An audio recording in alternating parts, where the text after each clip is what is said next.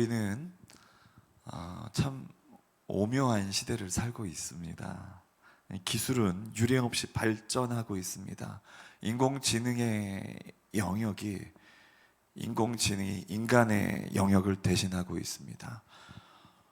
화성 탐사를 논하는 최첨단의 시대를 살아가고 있습니다. 그런데 역설적으로 우리 인간의 마음은 그 어느 때보다 불안하고 떨리고 있습니다.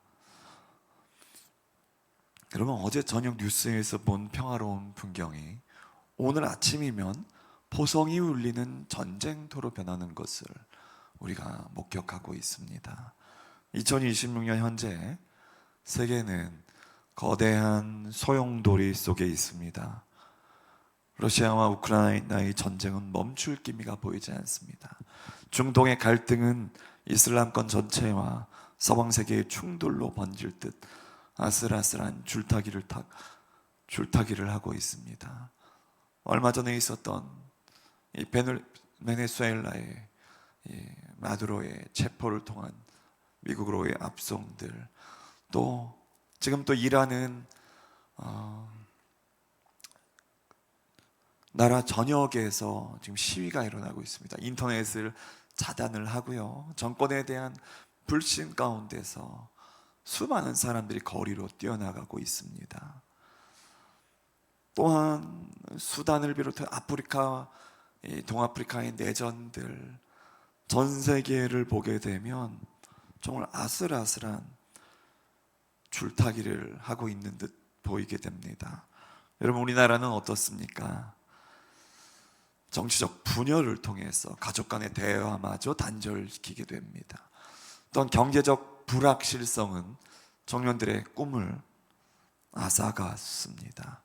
그래서 많은 사람들이 저에게도 묻습니다. 목사님, 지금 마지막 때인 것 같은데 정말 세상의 끝이 온 건가요? 하나님은 이 고통의 현장을 보고 계신 것이 맞나요? 우리 사랑하는 성도 여러분, 놀랍게도 오늘 우리가 읽은 요엘서의 배경 역시 오늘날과 너무나 흡사합니다. 요엘 선지자가 활동하던 당시 이스라엘은 전 국가적인 재앙 앞에 놓여 있었어요. 메뚜기 떼가 온 땅을 덮어버려 먹을 것이 남지 않았고 극심한 가뭄으로 인해 가축들이 신음하고 있었습니다. 백성들은 절망하며 여호와께서 우리를 잊으셨는가라고 울부짖었습니다. 바로 그때 하나님께서 요엘을 통해서 소망의 메시지를 던지십니다. 이 혼돈은 파멸을 위한 것이 아니라 하나님의 새로운 역사를 위한 산고라는 것입니다. 오늘 우리는 이 말씀을 통해서 혼돈의 시대를 살아가는데 필요한 영적 원리를 나누고자 합니다. 첫 번째입니다. 먼저 우리가 깨달아야 할 것이 있습니다. 역사의 어둠 한복판에서도 하나님의 주권적 섭리는 단 1초도 멈추지 않는다는 것입니다. 우리가 오늘 읽었던 요엘서의 핵심은 여호와의 날입니다. 한번 따라해 보겠습니다. 여호와의 날. 당시 유다 백성들에게 이 날은 두려움과 공포의 날이었습니다. 하늘이 어두워집니다. 땅이 진동합니다. 심판의 도구인 메뚜기 군대가 모든 것을 갉아먹는 날이었습니다. 하지만 요엘은 이 재앙의 이름을 마귀의 날이라고 부르지 않았어요. 여호와의 날이라고 불렀습니다. 여러분, 이것은 무엇을 의미할까요? 겉으로 보기에는 재앙입니다. 겉으로 보기에 심판처럼 보입니다. 근데 그 모든 과정의 주도권은 여전히 하나님께 있다는 선언입니다. 즉 메뚜기 한 마리도 하나님의 허락 없이는 유다 땅을 밟을 수 없다는 것이에요. 여러분, 오늘날 저와 여러분이 겪는 환난도 마찬가지입니다. 전 세계에 얼마나 많은 그리스도인이 있습니까? 열방이 지금 몸살을 앓고 있는데 마찬가지예요. 전쟁의 위협, 경제적 파탄, 질병의 공포, 이 모든 것이 통제불능의 괴물처럼 보이지만 한번 따라해 보기 원합니다. 그리스도인들은 그 너머를 보아야 합니다. 여러분, 우리 그리스도인들은 그 상황을 바라보는 것이 아니라 그 상황 너머를 바라보아야 합니다. 여러분, 예수 그리스도께서 이 사복음서에서 풍랑 가운데서 그 무리를 걸어오셨잖아요. 풍랑을 바라보는 사람들은 그 물속으로 빠져들지만 풍랑 위를 걸어오고 계시는 예수님을 바라보는 사람, 풍랑 위를 걸어오시는 주님을 바라보는 사람은 하나님께서 지금 이 역사 가운데서 방관하시는 것이 아니라, 하나님이 역사의 방관자가 아니라 하나님이 역사의 운전대를 잡고 계시는 분이라는 것을 보게 된다는 것입니다. 여러분, 왜 하나님은 이런 고통스러운 과정을 허락하실까요? 우리 본문 앞부분인 요엘 2장 12절과 13절 말씀을 한번 보기 원합니다. 제가 읽겠습니다. 요엘서 2장 12절과 13절입니다. 여호와의 말씀에 너희는 이제라도 금식하고 울며 애통하고 마음을 다하여 내게로 돌아오라 하셨나니 너희는 옷을 찢지 말고 마음을 찢고 너희 하나님 여호와께로 돌아올지어다. 그는 은혜로우시며 자비로우시며 노하기를 더디하시며 이내가 크시사 뜻을 돌이켜 재앙을 내리지 아니하시나니. 여러분, 옷을 찢지 말고 마음을 찢고 하나님 여호와께로 돌아오라고 말씀하십니다.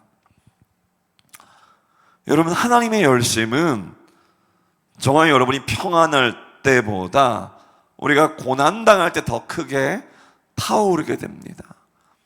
여러분, 우리가 세상의 안락함에 빠져서 하나님을 잊고 살 때 하나님은 저와 여러분의 안락함을 흔드십니다. 하나님은 때로 우리의 안락함을 흔드십니다. 우리가 의지하던 돈줄을 끊으시고 우리가 신뢰하던 정치 세력을 무너뜨리시며 우리가 자랑하던 건강의 경고등을 켜십니다. 여러분, 그것은 우리를 망하게 하려는 것이 아닙니다. 우리를 살리시려는 하나님의 거룩한 열심입니다.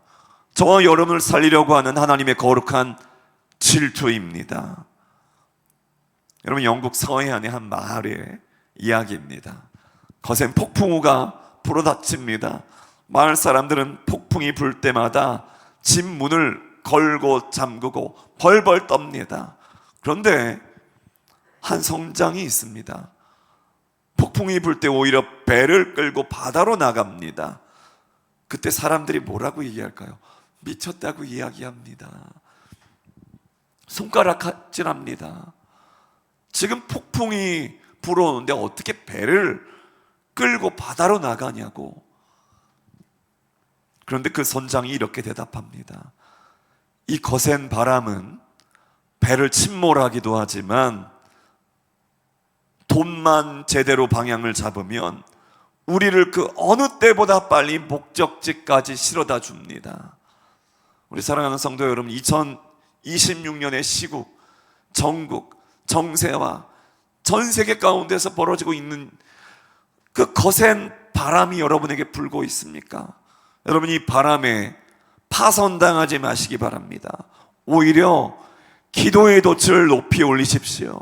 따라해 보기 원합니다. 기도의 돛을 높이 올리십시오.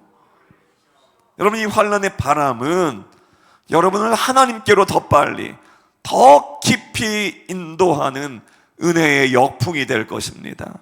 여러분, 믿으십니까?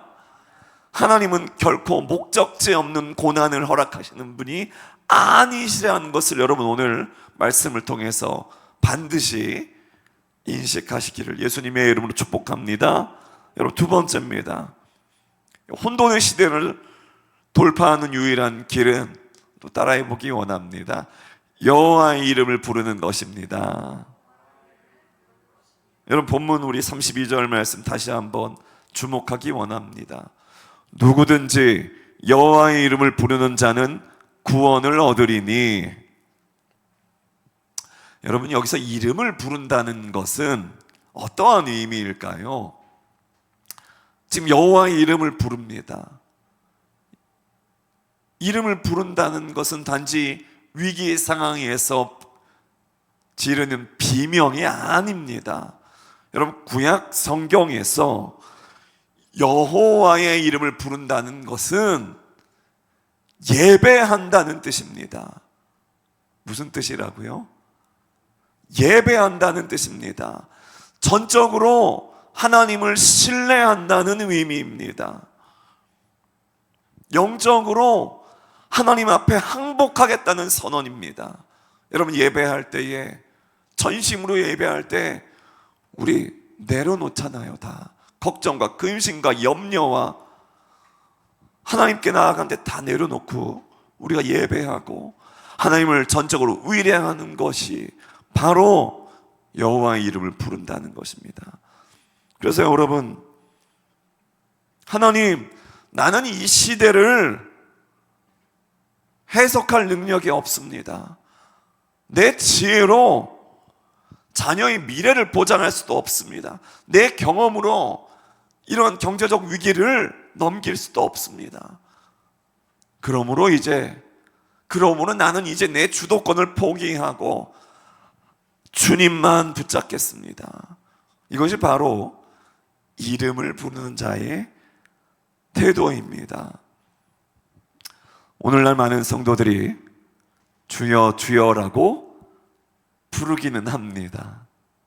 그런데 삶의 주도권은 여전히 자신이 꽉 쥐고 있습니다. 주님의 이름 부르는데 자기 뜻대로 살아가는 거예요. 그 모든 삶의 주도권은 자신에게 있다는 것이에요. 정치적인 논쟁에는 열을 올리면서도 기도의 무릎은 굳어 있습니다. 세상의 뉴스에는, 유튜브에 수없이 떠돌아다니는 이야기에는 민감한데 하나님의 음성에는 무뎌진 저와 여러분들의 모습은 혹시 아닐까요? 오늘 본문에서 요엘이 선포한 이 약속은 신약시대에 와서 사도 베드로와 바울에 의해 다시 인용됩니다. 우리 사도행전 우리 2장 말씀을 한번 보기 원합니다. 사도행전 2장 14절부터 우리 한번 말씀 같이 읽도록 하겠습니다. 시작. 유대인들과 예루살렘에 사는 모든 사람들아, 이를 너희로 알게 할 것이니 내 말에 귀를 기울이라. 때가 제3시니 너희 생각과 같이 이 사람들이 취한 것이 아니라 이는 곧 선지자 요엘을 통하여 말씀하신 것이니 일러스되 하나님이 말씀하시기를 말세에 내가 내 영을 모든 육체에 부어주리니 너희의 자녀들은 예언할 것이요 너희의 젊은이들은 환상을 보고 너희의 늙은이들은 꿈을 꾸리라. 그때에 내가 내 영을 내 남종과 여종들에게 부어주리니 그들이 예언할 것이요 또 내가 위로 하늘에서는 기사를 아래로 땅에서는 징조를 베풀리니 곧 피와 불과 연기로다. 주의 크고 영화로운 날이 이르기 전에 해가 변하여 어두워지고 달이 변하여 피가 되리라. 21절 크게 같이 읽겠습니다. 누구든지 구원을 받으리라 하였느니라. 아멘. 요엘이 바라봤던 그 구원의 실체는 바로 예수 그리스도입니다. 여러분, 우리가 여호와의 이름을 부를 때 구원을 얻는 근거는 무엇일까요? 그것은 먼저 저와 여러분보다 먼저 하나님의 심판을 온몸으로 받아내신 예수 그리스도의 십자가 때문입니다. 여러분, 예수님께서 십자가에서 엘리 엘리 라마 사박당이라고 외치며 하나님의 이름을 부르셨을 때 하늘이 어두워지고 땅이 진동했습니다. 그분이 우리 대신 두려운 날을 통과하셨기에 오늘 우리는 한번 따라해 보기 원합니다. 영광스러운 날을 맞이할 수 있게 된 것입니다. 그래서 오늘 우리가 불러야 할 이름은 바로 나사렛 예수 그리스도, 예수의 이름입니다. 그 이름 안에 죄사함이 있습니다. 그 이름 안에 치유가 있습니다. 그 이름 안에 저와 여러분이 살 길이 있습니다. 그 이름 안에 온전한 회복이 있습니다. 이 나라에 살 길이 있습니다. 열방이 살 길이 있습니다. 그래서 많은 사람들이 이제 그 주님의 이름을 불러야 됩니다. 그런데 여러분, 사람들이 기도를 상황을 바꾸는 수단으로 생각합니다. 하나님, 전쟁이 멈추게 해주시고, 하나님, 물가가 잡히게 해주시고, 정치가 안정되게 하여 주시고, 물론 중요한 기도입니다만 여러분, 본질적인 구원은 환경이 변화되는 것이 아니에요. 본질적인 구원의 상태는 통치권자가 바뀌는 것입니다. 바꿔 말해서 내가 누구의 통치를 받느냐의 문제입니다. 구원은 내가 누구의 통치를 받느냐예요. 감옥에 갇혔던 사도 바울을 보기 원합니다. 여러분, 감옥 문이 열리기도 전에 이미 사도 바울은 구원의 기쁨을 노래했습니다. 왜 그럴까요? 감옥이라는 환경보다 비교할 수 없을 정도로 크신 하나님의 통치 아래 그가 있었기 때문입니다. 여러분, 2026년 대한민국의 상황이, 국제 정세가 당장 좋아지지 않을 수도 있습니다. 그런데 여러분이 예수 그리스도의 이름 안에 거한다면 여러분이 이미 세상을 이긴 구원받은 백성이라는 것을 명심하기 바랍니다. 이제 세 번째로, 이 혼돈의 시대를 이기는 힘은 오직 위로부터 내려오는 성령의 능력뿐입니다. 본문 28절과 29절은 성경에서 가장 위대한 약속 중 하나를 담고 있습니다. 우리 오늘 본문 요엘서 2장 28절과 29절 말씀을 또 저와 여러분이 큰 목소리로 읽어보기 원합니다. 요엘서 2장 28절입니다. 시작.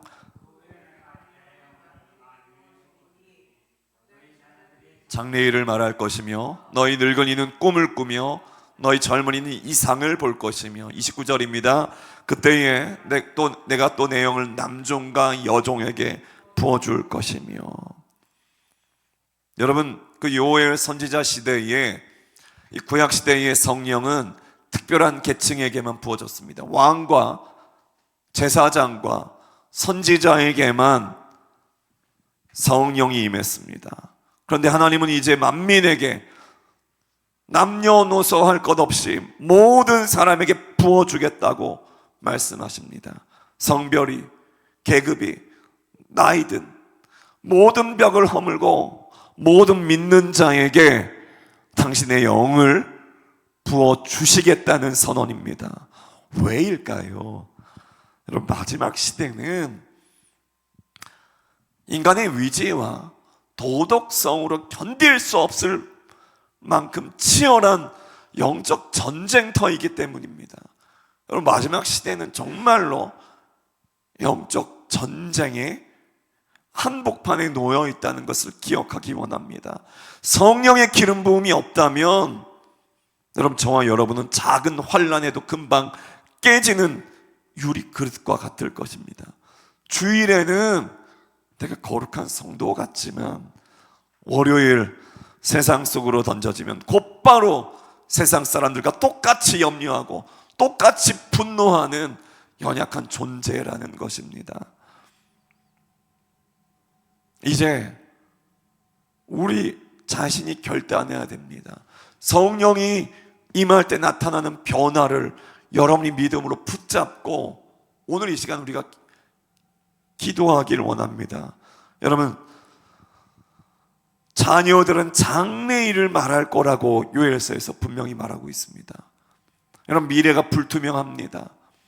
그러면 어떻게 되냐면 요즘에 다음 세대들은, MZ세대들은 AI에게 길을 물어봅니다. 사주팔자에 의지하는 세대입니다. 그런데 여러분, 우리 자녀들이 성령이 부어지면 하나님의 비전을 선포하게 될 것입니다. 세상의 성공이 아니라 하나님의 영광을 위해 공부하고 꿈꾸게 될 것입니다. 성령이 부어지면 자녀들이 장래일을 말한다는 것이에요. 그러면 이제 성경은 늙은이는 꿈을 꿀 것이라고 말하고 있습니다. 여러분, 나이가 들면 꿈이 사라집니다. 그저 노후 자금 걱정이나 하고 건강 염려증에 빠지기 쉬워요. 그런데 성령이 임하면 인생의 황혼기에도 내가 남은 인생을 어떻게 하나님 나라를 위해 불태울까를 고민하며 찬란한 꿈을 꾸게 됩니다. 성령이 임하면 전제가 있다는 것이에요. 그리고 젊은이는 이상을 본다는 것입니다. 여러분, 오늘날 대한민국이 마약 청정지대가 절대로 아닙니다. 수없이 많은 청년들이 마약에 중독되었고 수없이 많은 사람들이 다른 여러 모양의 중독에 빠져 살아가고 있는 이 시대가 바로 대한민국의 시대입니다. 여러분, 세속적인 쾌락과 중독에 빠져 허우적거리는 젊은이들, 성령의 강력한 불에 사로잡혀 성령의 강력한 불이 임하게 될 때 그들은 열방을 품고 거룩한 이상을 향해 달려가게 될 것입니다. 우리 사랑하는 성도 여러분, 그냥 이것이 종교적인 수사가 아닙니다. 실제적인 능력입니다. 성령이 임하면 사람이 변합니다. 여러분, 비겁했던 베드로가 담대하게 복음을 증거하고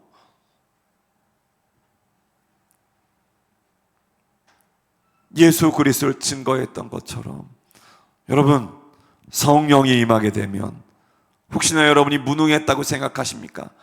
이제 무능했던 사람들이 이 시대 마지막 시대의 새로운 리더로 세워지게 될 것입니다. 추운 겨울입니다. 얼어붙은 호수에서 한 소년이 얼음이 깨지면 물에 빠졌습니다. 여러분, 이 소년이 살기 위해 얼음 조각을 붙잡으려 했지만 손이 꽁꽁 얼었잖아요. 계속 미끄러집니다. 그때 한 노인이 밧줄을 던지며 소리칩니다.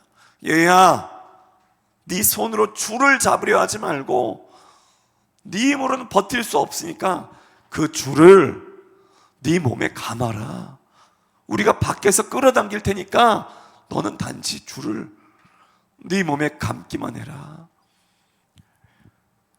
여러분, 그렇습니다. 신앙생활은 내 힘으로 밧줄을 붙잡고 버티는 것이 아니에요.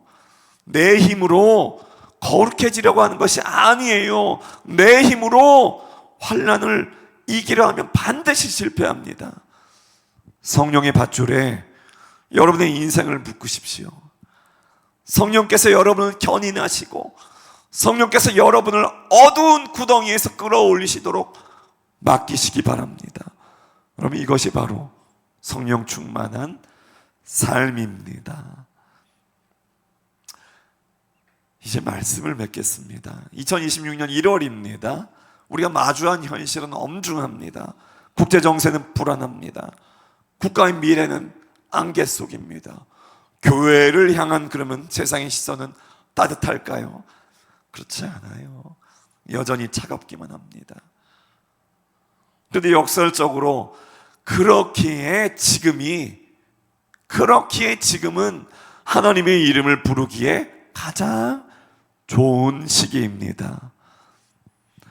하나님은 오늘 저와 여러분에게 적당한 신앙의 틀을 깨라고 명령하십니다.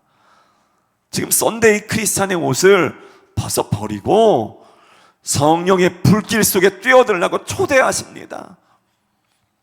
누구든지 주의 이름을 부르는 자는 구원을 얻으리라는 약속은 여러분 단순히 죽어서 천국 간다는 뜻만이 아니에요.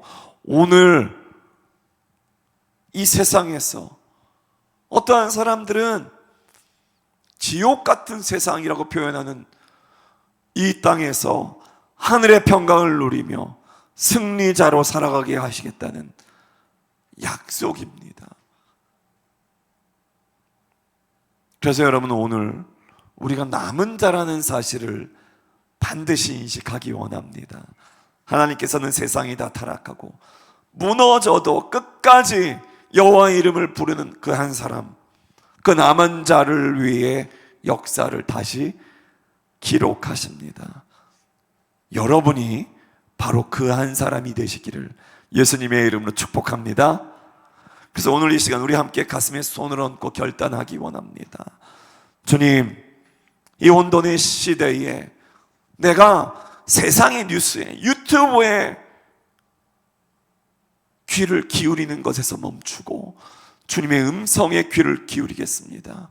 내 지혜를 내려놓고 여호와의 이름을 부르며 항복하기로 선언합니다. 내 심령 위에 성령을 폭포수처럼 부어주십시오. 그리하여 흔들리는 세상 속에서 결코 흔들리지 않는 하나님의 나라를 보여주는 증인이 되게 하여 주옵소서. 여러분, 주의 이름을 부르는 자는 결코 멸망하지 않습니다. 성령이 함께하는 자는 결코 쓰러지지 않습니다. 이 약속 붙잡고 2026년 한 해를 담대하게 승리하며 걸어가시는 모든 성도들 되시기를 우리 주 예수 그리스도의 이름으로 간절히 축원합니다.